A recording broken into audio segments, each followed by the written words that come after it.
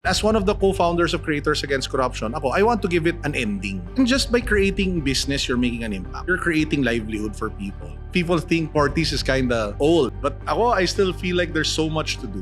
The moment na you cannot speak your mind, you are failing. Bakit mo gagawin ang bagay na hindi ka naturally magaling at? If a person is not clear with their why, how could they find their why? Find out what it is that makes you the most happiest. You have to try different things. Kasi people who are stuck, they end up not doing different things. You cannot be optimistic if you're not hopeful. You cannot be hopeful if you're not faithful. How important it is to really focus on what you need to do for your growth. I think you really have to define what your why is. Ano ba talaga yung why mo? Really powerful stuff. Thank you so much for sharing that. Okay. On a second question. Ang dami natin pwedeng mag-usapan dito, but second question ko lang. On a philosophical note. How do you know that you are lobbying for good? Because I think there's also a shift in terms of like the power, like the democracy. I think mas lumalakas yung democratization ng bansa natin because of social media. Agree. Because of creators who are lobbying for what they believe is right. But again, it's still like ano yung parang guiding force mo? I'm really curious. How do you not be a part of that parang system that is systematically corrupt? Tas biglang eventually babayaran. Alam mo yun, parang how do you so for example, when my wife and I would talk about me being involved in lobbying or anything political, ang lagi niyang sinasabi sa akin is parang I should already be secure. Ibig sabihin niyan, di mo na kailangan, alam mo yun, kumita from it. Yeah. So kunyari, yung Creators Against Corruption, it's non-profit talaga. We have no plans of generating income from that. It's really a means for creators to come together to push for change through policy. So, and the bills naman that we're looking at, freedom of information, anti-political dynasty, budget transparency, I really cannot see anything wrong with it. Yeah. Diba? I mean, they're very sound. And as one of the co-founders of Creators Against Corruption, I want to give it like an ending. So, yun din kasi what perpetuates potential corruption if it goes on for too long. Diba? So, as an organization, as the lead founder, I want to end it in 3 years. Now, we'll disband it. Wow. Diba? Okay. Para lang we'll try to do, para lang kasi if you don't have a time limit, then you won't work towards your goal with the urgency that you have. Pero if you say na this movement is for 3 years and this is what we want to do, this is what we set out to do, then you're more passionate, diba, in doing what it is that you want to do. And you leave no room later on for potential bad things. Yeah. And parang ganun. Thank you so much. I think that clarifies my thoughts din. Na if meron kang if may agenda ka, or like personal agenda, like kumita from it, then dun ka nagkakaroon ng conflict of interest. Or I'll state it now. Kanyari, may nagsabi, plano daw tumakbo. Wala akong plano tumakbo. Hello, yung mga natatanggap ka na comment like that. Takbo daw ako Congress. Parang, hello, sino gusto maging congressman ngayon? Parang seryoso. Yeah. Diba? Parang, you don't have to be in politics to help people. Yeah. You don't have to be appointed or elected to help. I mean, for example, so I was being asked, I had this long conversation with a good friend. Kasi we were talking about so one, I will say na the thought crossed my mind. Okay. But I had this long conversation with a friend. Tapos sabi niya, ano ba talaga yung why mo? Tapos sabi niya, do you want to help people? Sabi ko, yeah. Sabi niya, you do know na yung success mo is built on creators, empowering creators. Sabi ko, yeah. Then why not just help create the next 1 million Filipino creators? Ano yung impact nun versus mapunta ka dyan sa Congress tapos makain ka pa ng sistema? Nung sinabi niya yun, talagang sabi ko, parang, one, wala akong plano mag-Congress, sabi ko sa kanya. Pero two, napakaganda ng sinabi niya na, nga naman, no, there are things within our circles, within our influence, na you can already make that impact that you seek out to do. Na you're at your natural best pa. Diba? So yun, ganun. Fudge, that's a really good insight. Kasi parang ako, like even as a young child, growing up, isa lang naman talaga yung gusto ko like to really spread out positivity, help out a lot of people. And then I think ang traditional path was like, tumakbo ka SK, gusto mo tumulong sa mga tao, ganyan. But no, for me, I found content creation. And I share everything that I know. I share my wisdom, knowledge, experiences sa content creation, and I do feel like I'm making an impact. Yeah, you are. Diba? With the contents that we're creating, and that just justifies na hindi mo na nga kailangan tumakbo, especially now with the current landscape of And just by creating business, you're making an impact. yeah. You're creating livelihood for people. Ako yun yung na-realize ko when I started expanding my business eh. Na pag nagpapa-Christmas party ako, ang dami na nila. Pag ganun ka na lang one time, dami nyo ah. Totoo. Parang lahat kayo. Parang ganun. Diba? Then you realize na, ganito pala yung what it is to also affect people in a positive way by creating livelihood and careers for others. Diba? Yeah. So, yun din. Kumbaga, it's everything that you do as long as you think about how it can positively impact those around you, then you're already making change. For some people who are seeing people like you, I met you a couple of minutes ago, and I can really feel yung warmth mo, and then yung puso mo talaga, and how passionate you are in helping other people. But if for other people na, let's say, hindi, kasi yan, business yan. Mm-hmm. Like, what do you think is, or kasi you mentioned din kanina na parang yung may certain fulfillment ka talaga. Yeah. Now at this point in your life, na ang dami mo ng blessings, ang dami mo ng success, why do you keep on like expanding I'm yourself? still young. Yeah. Like 43? I'm 43. So people think 40s is kind of old. But I still feel like there's so much to do. There's so much more to do. Then there's so much more to be done.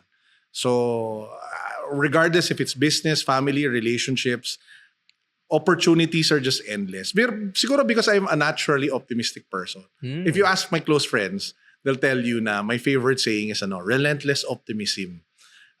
They know that I'll always say those two words. So I think if you're a natural optimist, na you always look forward to what's next. Yung glory to glory na concept, diba? So ako even now, while there are good things happening, I think the best is still yet to come. Diba? I don't know what it is. It might come tomorrow, the day after, but it's the never-ending quest for that. Now, while things go your way, if you're responsible, if you're a good steward, then God will bless you with more things. Diba? Kasi He sees na you're prepared and that you're responsible with what was given to you. So ako ganun ako, parang ang tingin ko, parang okay, what's next? Parang ano yung pwede kong gawin? From a business perspective, I was just talking kanina with my team. And initially they were reporting, tas parang we were starting to think about next year. Then we had like several other business ideas. Ngayon, ang dami namin gusto gawin. Yung problema ko nga, how to focus eh. Kasi there's so much that you can do. Yeah. So yun, generally, ganun. I don't think it never ends. Diba yung, yung sabi nila, yung the quest for the Holy Grail. The Grail is the quest itself. Kasi the pursuit of that is what makes it meaningful. You might not end up getting it. You probably won't. But you're just blessed with opportunity and opportunity and opportunity. That's deep. Mm-hmm. Yeah. Thank you. Congrats on the growth as well on Thank your you. business. Yeah. And I think I'm gonna feel that this year, because honestly, I have glimpses. We started this business, dalawa kami, tatlo kami. And now we have a 20 plus people team. And honestly, di ko alam paano ako nakaabot. Like, there are just some moments na parang, grabe, ang laki na natin, dami na nating nagawa. Pag na-Christmas party kayo, pag tingin nyo, ay, wala ka last year, ah. Pero, diba? But that's the beautiful thing about the creator economy. Na having access to digital allows for you to create businesses like this. Imagine if we can expand that. Ang ganda talaga nung sinabi nung kaibigan ko na like help create the next 1 million creators. Yeah. Imagine the economic opportunities that you could spread. Yeah. Diba? With something like that. So, yun. Exciting. You mentioned a lot about your friends that are very supportive of you, that gives you a lot of feedback. Can you share a little bit about the people who are parang influential sa'yo, that allows you to be inspired to I can name. Do you have mentors? I can name a lot, but Okay. I'll start with the most important, my wife. So we've been together for 25 years. 10 years kaming boyfriend, girlfriend, 15 years kaming mag-asawa. And no one can give as impactful, meaningful, and unique advice to someone more than someone who knows you for like more than half your life. Kasi nakita ka niya eh. Nakita niya ako. Nung bata pa ako, nakita niya nung may utang ako, nakita niya nung wala ako, nakita niya lahat ng pagkakamali ko. Nakita niya yung mga successes ko. So when she speaks, it is literally divine wisdom born out of 25 years of being together with me. Yeah. So, dati nga, we had that conversation before na parang sabi ko parang nagnanag. Pero in reality, it's not nagging. It's coming from a place of care and concern. Kasi she sees something na I cannot see. Yeah. So ako para sa akin, yun yung pinaka-blessed advice that I get. What's a sample of a nag that turned out to be Or one of a I wise... have an idea. Tapos Okay. sabihin niya, that's not a good idea. Feeling ko, pinipigilan mo lang ako or baka di mo lang gusto. Pero gusto ko to eh. Ba't mo pinuput down yung gusto ko? Pero yung pinanggagalingan niya kasi is from a space of she's seeing something. Born out of being with you for 25 years, di ba? So ako yun yung number one, siguro pinaka-best source of advice ko ng misis ko. And all the time na sinusundan ko siya, most of the, like siguro 99.9%. I cannot even think of one situation na sinuway ko siya na gumana. So yun, my wife is probably the number one. So, Next, I have a CFO who's my partner in business, who's the complete opposite of me. And that's the reason why I decided to partner with him in my business. Complete opposite, masungit. Very numbers driven, very analytical, very pessimistic. Like as much as I am optimistic. how do you work with that? Nag-away kami araw-araw. Araw-araw nag-away kami. Just kanina nag-away kami. Pero hindi kasi ako na-hurt pagdating sa gano'n. Hindi rin siya na-hurt kasi we know na it's business.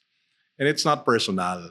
So as long as you have that agreement, it's born out of me being in corporate for 18 years. Nasanay na ako to deal with other people. Diba? Pero yung balance namin is great. Like sometimes I would have this really crazy idea and if wala siya, malamang ginawa ko na yun at nalugi na kami. But because he reins me in and focuses me, sobrang powerful. I remember one time I was kind of confused on where to bring the company. He sends me this really long email telling me na you are losing your way. Na you're not doing what you're supposed to do. You're not living up to your potential. Ganun yung mga email niya sa akin na sobrang haba. Tapos parang ako pagkatapos dun, sige na nga, maghanap ako ng gagawin. na mas malaki. As in may line siya doon na I'm thinking too small. But this is your CFO. Yeah. Pero my partner also in business. So, your partner also in business. Ako yung majority, but he's one of the partners in the business. But I gave him that license. So when we work together, sabi ko, the moment na you cannot speak your mind, the moment na hindi mo ako pwedeng pagalitan, the moment hindi mo ako pwede sitahin, you are failing.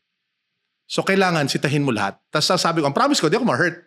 Kasi hindi naman ako na-hurt sa mga ganun eh. Kasi negosyo naman eh, di ba? Yeah. So yun, okay kami. I enjoy work. Like my people don't enjoy working with him. But ako, I really enjoy working with him. Ang sarap niya kabatuhan ng ideas. Yeah. Lagi niya ako inaaway. Pero okay naman. Pero kasi kailangan mo talaga ng ganun sa business, eh, no? Kailangan mo ng isang tao na parang siya yung pinaka-steady. Correct. Tsaka kailangan mo ng kontrabida sa buhay. Parang Diba? for me kasi, I resonate more on the visionary side, on the ideator side, na parang I have so many ideas, let's do this, let's make this happen. But then people around me are more like, maybe like chill or like take time, pag-isipan mo pa. And I do appreciate na there are people who has that license to kind of like slow me down. Pero alam mo, iba pag business partner. Kasi I'll give you an example why it's so meaningful to have someone on the team. When he speaks kasi, it's based on numbers. So he'll tell me, Carlo, if you do this, malulugi yan. Bakit? Kasi sinubukan mo na yan, ginawa mo na to, etc., etc., etc. Sabihin niya, your best performing businesses are like this. Your best business model na magaling ka naturally is like this. Bakit mo gagawin ang bagay na hindi ka naturally magalingan? Yung mga ganong klaseng insight na you don't normally, the depth of insight na hindi mo nakukuha from normal people around you. But if it's a business partner who has like an actual role in your company, it comes from something deeper. Diba? So ako, that's why I appreciate, well, my people probably don't appreciate him as much. Ako, I super appreciate him. So you have your wife, which is, again, hindi ko na sabi kanina, but I mentioned this kanina. I think it's a life hack. Correct. To have someone beside you na parang consistent, na hindi mo na alam yun, tanggal na sa iisipin mo. Hindi mo na iisipin yung mga love life, gano'n. But it's just someone who's gonna be there no matter what happens. Kasi God will speak to you through your wife. All the time. Like you will hear, sabi ko nga dun sa birthday post greeting ko sa kanya, siya yung parang God whisperer ko. I know we all have direct relationships with God, di ba? Totoo naman yun. Yeah. But iba pa rin talaga when God uses people to speak to you in a way that can convince you like no one can. And I think your wife, your partner, is the best representation of that. Yeah. I think Napoleon Hill, one of the earliest books that I've read, Think and Grow Rich, he also talked about it. Isang chapter, he called it like the mastermind. And ang sabi niya, the mastermind can be like two people. And the best mastermind that you can create is actually the one that you create with your wife. Exactly. I agree 1,000%. And alam mo, babalik talaga ako doon. Wala pa akong ginawa na sinuway ko siya na gumana. Parang lahat yun pumalpak. So guys, life hack. Ha? Makinig sa misis. Okay, and then the second one is the CFO. Yeah. The one that is, I could say, the best compliment, but also the complete opposite of like your strengths. Yeah. Na ganun mo. And you kind of like balance. I have several others, mga dating bosses that I can Uh-huh. reach out to. I've been blessed to have like a really good corporate career. So I've built relationships with a lot of the titans that you think that are there. Pero to be honest, yung pinaka-mentors ko that I get to talk to, apart from them, my very first boss, si Jane, kung nakikinig siya, hi boss. Yun, we still talk every now and then. She gives advice. Yeah. May marami naman as long as you're able to ask for mentors. Yeah. And si Pastor Dennis, Yeah. from a spiritual and relational, we go to him for advice. For me and my wife, diba? So Yeah. basta maganda to have a lot of mentors in your life. Beautiful. Again, really congratulations on all of the wins and the success that you have. Siguro, one of my last few questions would be, you are doing a lot of things. Mhm. And kanina nabanggit mo is that ang pinaka-problema mo is like Focusing. focusing. Yeah, that is my forever problem. What has, paano mo siya na manage if that's your biggest problem? And can you share a little bit about like how important it is to really focus on what you need to do for your growth? I think you have to define talaga it's in the book over there. I think you really have to define what your why is. And once you define it, you just run everything through that every time you have an idea. I realized that recently lang. Even though I read that book several times and I recommend it. but yun, na-realize ko siya after going through this recent phase of thinking what it is that I want to do. Sabi nga nung isa ko namang iba ko pang kaibigan, baka naman daw nagmi-midlife crisis lang ako.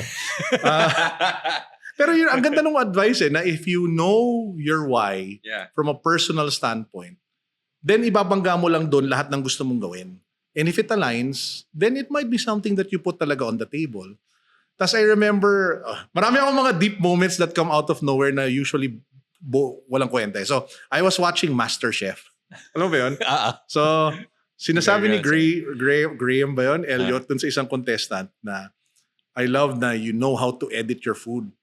Na you remove stuff na don't add value to the plate. Or if you feel like hindi siya good enough, you take it out. So yung ganong klaseng simple statement habang nanonood ako, parang naisip ko, Whoa. lalim nun ah. So ganun din sa... Minsan ganun talaga, yung mga deep moments. So ganun din sa coming up with your personal projects or where you wanna go. You have to edit it kasi the reality is there's so much that you can do these days. And you have to figure out which ones make the most sense for you and which ones are the most meaningful. So ako, for me, binabangga ko na lang dun sa parang dun sa mission ko of like empowering Filipinos digitally. Kasi that's always been my thing ever since. So sabi ko, how can I do that? So dun pumapasok yung magandang challenge yung create the next million Filipino creators, yung mga tipong ganon. So dun ako napapaisip now. I don't know if yun yung gagawin ko, pero I'm still there. And again, that one naman, galing lang din sa conversation mo with your friend. Yeah. And another insight came from like the MasterChef. So inspiration is everywhere. Like the Dami na answers, ngayon, the signs are everywhere. Yeah. Daming pwedeng gawin these days, di ba? Yeah, but I think one of my questions would be, if a person is not clear with their why, how could they find their why? Well, apart from reading the book, na Find Your Why, meron ng libro na nakalagay doon. I think you have to, one, find out what it is that makes you the most happiest. Kasi usually that's tied to whatever your natural purpose or your why is. Diba? So, you have to try different things. Kasi people who are stuck end up not doing different things eh. Diba? So, kanyari, if you're in the corporate ladder, you wake up at the same time every day, you go to work every day, you go home every day, because you don't try different things, then how will you find out, diba, what it is that inspires you? What it is that, excites you? So, you have to try different things. You have to open yourself up to more input Yeah. either through more experiences or by reading more books or by talking to more people or most important, ito yung pinaka na-realize ko sobrang gandang bagay, by putting yourself in very uncomfortable situations socially. Like joining a run club. Mm-hmm. If may liga, o gusto mo try tumakbo or joining a hiking club. Or sabihin natin, magne-network ka in a new business group. Kasi you meet so many people eh. And you're giving them license to talk to you and alam mo yun? So dun marami kang makukuhang feeling kong information and input about yourself and what makes you happy. Yeah. Thank you. Thank you so much. I'm really enjoying this conversation. I think dami pa natin pwede pag-usapan. Oo. You're a very insightful person. So thank you Thank so you. much for everything that you're sharing. Siguro one of my last questions would be, because most of the people who are listening on my podcast are like people in their 20s trying I to... feel old. Oh my gosh. I started this when I was in my 20s as well. So, but ngayon, I'm doing it for you guys. So, yeah, but my question is like, what's your number one piece of advice for people who are in their 20s, who's getting into their adulting life, young professional life, and who wants to figure out what they want to do for, their lives? I can only speak from experience. Number one, relentless optimism. The world is very pessimistic. The world is very negative. The devil will try to find ways to discourage, destroy, and distract you all the time. Yeah. But optimism is something that is anchored on something very spiritual and divine, which is hope. You cannot be optimistic if you're not hopeful. You cannot be hopeful if you're not faithful. So all of those things combined, I think, make for a person who dreams big, but also puts in the action to go after those dreams and execute. So yun yung number one, relentless optimism. And number two, lalong-lalo na to the young people, I think more than the old grumpy people like me, you have to you need to be not afraid of failure. Kasi a lot of the young people are afraid of failing, either in relationships or in business or in work. I have failed so many times in life, pero if you have the mindset na it only becomes an L if you don't learn something, I feel okay ka eh. Kasi you'll become stronger and better along the way. And the more fearless you are when it comes to failure, the faster you are in getting up. And the faster you are in trying other things. So just keep trying. Keep making and keep dreaming big. Kasi I know people will find their way throughout that journey. Yeah. So yun na siguro yung two best things that I can share. Thank you so much. I love the second one as well. Pag alam mo yun, if you hindi ka takot mag-fail, ang bilis ng growth mo. Oo, kasi kung takot ka, paralyze ka na lang forever, di ba? So siguro one last kwento on that one. So I remember I was being offered a big position back then in younger time in my career.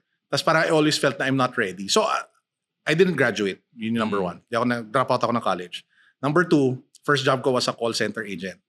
Nagkaroon ako ng opportunity to become a marketing person. Wala akong kalam-alam sa marketing. Pero ang ganda nung sinabi sa akin nung, ito na naman girlfriend ko pa. Misis ko na siya ngayon, di ba? Sabi niya sa akin, pwede mo naman tutunan. So, this is 2005 or 2006. Ang ginawa ko, pumunta ako sa National Bookstore. Tinanong ko yung mga batchmate ko, ano ba yung mga marketing books nang binabasa ninyo nung college. So, Positioning 101, Marketing ni Kotler, binili ko lahat sa National. Okay. Tapos self-studied talaga. At tas may time pa noon, kailangan ko daw matuto ng finance. O sige, pupunta ako National, binili ko yung Finance for Dummies. So, alam mo yun, and you just apply everything as you do. Tapos di ka lang takot pumalpak. Kasi pag ganun yung attitude mo, then you'll end up, who could imagine that a college dropout who started as a call center agent could end his corporate career as the vice president for marketing communications for PLDT, the biggest telco in the Philippines, and then eventually have his own business. Diba? Crazy. You're really inspiring, Carlo. Thank you you so much for everything that you've been sharing. And I guess the last question that I have is from the first thing naman na sinabi mo. But bago ko tanongin yun, nakakatawa talaga. Wife mo, girlfriend mo na naman yung nagbigay sa'yo na insight. Siyang talaga, alam mo, promise, like, she, more than a cheerleader, I really look at her. Diba sabi na, your wife is your cheerleader, etc. Ako, I really look at her as a life partner talaga. Yeah. Na I cannot see myself doing anything outside of like anything Yeah. without her by my side. Okay. My last question is the first one that you mentioned as well. Na you mentioned a lot of times during our conversation as well about faith. Okay. My question is, where does your faith play in your life success? Oh, a lot. Like a lot. And it's fundamental, number one, primarily because if it wasn't for God, then I wouldn't be with my wife. So I'll give you an example. We were supposed to break up na. This was in 2010. Tapos ang nangyari noon, parang last desperate attempt, she dragged me, kicking and screaming. Ako yung kicking and screaming sa Victory sa Green Hills. Sa Music Museum pa yun noon. Tapos yung pastor noon was si Chinky Tan. Si Chinky actually preaches back then. Yeah. I don't know if people know that. So si Chinky was preaching and it was about relationships. Grabe talaga yung moment na yun. As in talagang, I was just so convicted and at the same time, so hopeful. More than our relationship, but about life in general. Just hearing, parang naramdaman ko talaga God was speaking through Chinky to the both of us. So I think that was one of the more, parang another turning point in my life, yung moment. Tapos we got saved, we became Christians, and ever since then, parang a lot of the advice that I would get personally and even on business would come from people from the church. Diba? So I think a big part of that, of whatever success I have, is not just on the faith level, but also on the community that the church is able to build around you, which also serves as your, I guess, conscience and your guiding light as you grow from success to success. Kasi napakaganda niyang anchor for life in general. And I'm not saying that I'm perfect. I made so many mistakes. But just being able to reach out to them and reconnect with God, lalo na when you get busy with so much in life. You know what I mean? Yeah. Na you have so many problems or you're dealing with so many things and sometimes you don't think about God anymore and you're trying to solve things on your own. Ang laking bagay na may people around you to just remind you na hep, ano yung gusto ni God? Ano yung will ni God para dito? And just hearing those reminders sometimes will just anchor you and center you back to what I said earlier. Yeah. Ano ba yung why mo? Why are you doing what it is that you're doing? What is God's purpose for you? Diba? And if those things align, then I think kahit pumalpak a billion times, you'll end up much better than where you started. Wow. That's Yeah. very beautiful. Thank you again. And if people are listening to this, like take this as a sign or like a friendly nudge na, yes, ano nga bang plano ni Lord? Para sa inyo. Para sa inyo, no? I think that spoke to me as well eh. Na parang it's such a good reminder. Like, we get so busy. Oh. Sobrang bilis. Like, patapos ni 2025. Crazy. But again, pero just having that kinyari conversation, yeah. God, what are your plans for me? What is your will for me? What do you want me to do this year? Yeah. Diba? Because you get that from slowing down, from silence, from having that grounded conversation with the people around and being present with them. Correct. That's when you tune in to like, okay, si Lord yung Feeling ko is dapat may meron ka speaking like to me. once a year retreat, no? Oo nga, Parang maganda totoo. yun. Maganda negosyo. Maganda negosyo. Baka God spoke through me. I need kailangan gawa ng negosyo. Gawa na ng creators retreat. But again, thank you so much. I enjoyed this conversation. Salamat. I know na marami ka pang pinaglalaban na marami ka pang advocacies that I also support, but we didn't get the chance No to problem. talk about it here. But please, guys, if you want to if you resonated with anything that we said, there's so many things that Carlo is just sharing online, and I know na pwede kayong matuto, pwede kayong ma-inspire, and pwedeng lumakas din ang mga loob nyo to really stand up for what is right. So please follow him on all of his social media platforms. I'll link them down below para makita nyo and masubaybayan nyo rin siya. But again, bro, thank you so much for Appreciate being it. Thanks for having me. Yeah, thank you so much. And for everyone else, for everyone na nandito pa ngayon, listening and watching to the show, thank you guys so much. You guys are the reason why I do this. As long as merong isang nanonood, tutuloy-tuloy natin itong gawin. But I'm just really blessed to have an excuse to get amazing people here and have an amazing conversation with them. But you guys are the lifeline of this. Thank you so much. If you like this one, click that like button, click subscribe, and abangan nyo mga next guests namin because we're gonna have a lot of amazing guests. But again, thank you again, brother. Salamat. Appreciate it. Yeah. And so my name is Alec Cuenca. This is Small Talk, Small Conversations with huge impact. And I'll see you guys next episode. Peace.